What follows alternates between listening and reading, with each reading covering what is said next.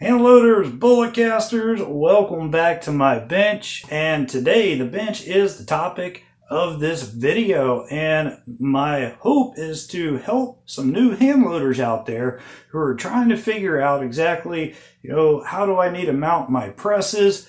How big of a table do I need? And it can be quite overwhelming, especially if you're jumping into this without having a baseline, without having a buddy down the street that hand loads and can kind of show you what worked for him, what didn't. So that is my purpose here right now. I want to be the buddy that's down the street that can kind of help show you exactly what's worked for me and why I do it. Now, we're all going to have very different purposes for our bench. Some of us will have a dedicated room. And that is a perspective that I'm coming from. This is actually a small bedroom inside my house. It has a closet, and I pretty much took it and just turned it into my gun room, my hand loading room. And you know what? It's worked out great. I'm thankful that I've got an amazing bride who is totally happy to let me do that. Maybe it's because she doesn't want me taking over the kitchen table. That could be the case, folks. So one of the first things you'll probably notice about my bench, which sets it apart from a lot of other hand loaders, is I do not have supply cabinets. I do not have a component locker. I do not have shelves for putting items. Now, I did try that before. Okay, so the reason why I got away from doing that was because what I did not like, knocking the camera around, but what I did not like was having components, primers, bullets, and everything else just kind of stacked up right here, because I found myself constantly reaching over the table. Sometimes things would drop. I might not have the greatest grip. Sometimes I'm a little clumsy.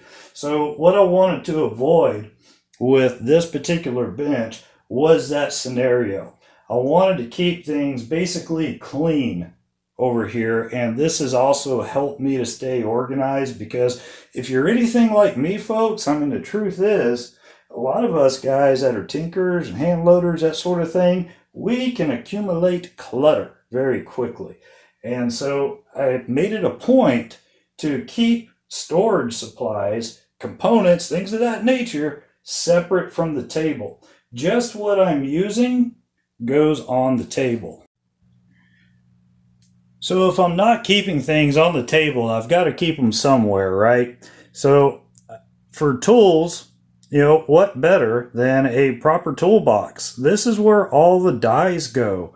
This is where different hand loading tools, trimmer adapters, measurement tools, you name it, gunsmithing tools, they all go in a toolbox, folks. And if we don't have some kind of tool organization, it can really end up causing, an organized table to become a disaster quick, which makes it very difficult to even want to work at the table. If you have an organized place, you'll be far more productive. Now, not everyone is going to be able to just build a bench, buy a toolbox, and that sort of thing. But if you like what I'm doing, if you see what has worked for me and you think it'll work for you, then you can take steps to go that direction.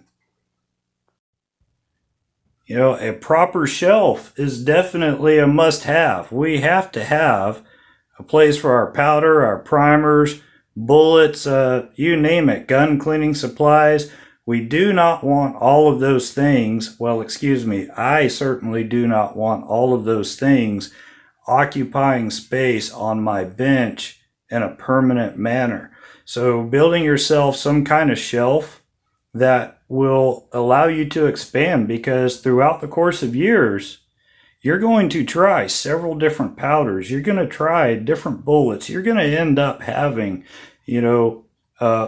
pretty maxed out space if you don't go ahead and prepare for the growth of your process. Now again, everybody's needs are different. So what you see here is what's worked out for me. So I want to share it with you because chances are it's going to work out for others. Something to consider with your table. If you have, issues with sitting or standing, that sort of thing, the height of your table is going to make a huge difference in your ability to work comfortably. And if you can't do this stuff comfortably, folks, truth is you're probably not going to enjoy it. You don't want this to be a laborious task. You don't want it to be a chore. Enjoy it. So if you have the flexibility to make these decisions early on, go ahead and do it, but consider the height of the table. The height of my table is really quite irrelevant to you because it matches my height. If you've noticed, I can pretty much rest my forearm here standing up straight, which means I can choose to stand at this bench and I can work with my back straight. For me, that is a big plus. I cannot work crouched over. So consider the height of your table, what's going to work best for you. With this height, I'm also able to easily use just a basic bar stool because guess what? Sometimes I do get tired of standing and I want to sit. So the height of my table allows me to do that with the proper stool, a simple standard bar stool. So one thing we need to keep in mind is table movement, because it doesn't matter how nice or well built your table is, if you can't prime a case without pushing your table because you're pushing on the lever, you have a problem. We don't need our bench or our table, whatever it is we're going to call it, to slide back and forth. We really don't want our bench to do a whole bunch of rocking. The bench really is something that should be solid. So if you have the means to do so, bolt your bench to the wall. So if at all possible and you're able to get underneath and bolt your bench to your wall, obviously you want to find the studs in your wall. You're not going to just screw this down to the sheetrock, folks. It doesn't take much. I've got 4 good strong lag bolts that are holding this table to the wall. And to tell you the truth, with the strength of these bolts that are in there, this table really is more a part of the house now than it is an item in the house. This table does not move, and that makes a very pleasurable hand loading experience. Now again, everything here is very situational dependent. If your situation is anything like mine, then you really keep all of your casting equipment inside your house, which also means you keep it with all your other hand loading stuff. So what I have here, that is the Leadsmith casting station, and it parks right underneath this table when not in use. Whenever I need it, I simply just pull it back out and I roll it out to my designated casting area. So this is a benefit also to the height of the table that I have chosen. Now if you notice here, I've got my 2 main presses, my single stage and my progressive press. Both of them mounted pretty close together and very close to this corner. And you may assume that the only reason for that is because I wanted to free up as much space in the middle as possible. Well, that is an added benefit to the reason why they are bolted up right next to a corner. I'm going to talk a little bit more about bolting up the presses and options for you in the next video.